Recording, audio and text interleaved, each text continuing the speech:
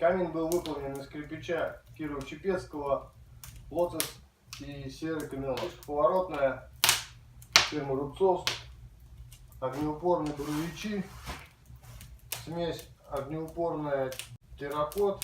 Все детали изготавливались вручную. Ну, вот горит хорошо, то, что тяга хорошая. Здесь вот проверяется обычно, если воздух холодный и дымом не пахнет, значит все нормально.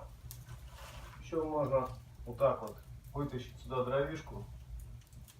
И если камин засасывает дым, значит все отлично. Камин протестирован. Можно сдавать заказчику. На постройку данного камина ушло 3 дня. Смотрите нас, подписывайтесь на наш канал, ставьте лайки. С вами был Александр Байков и компания Каминка.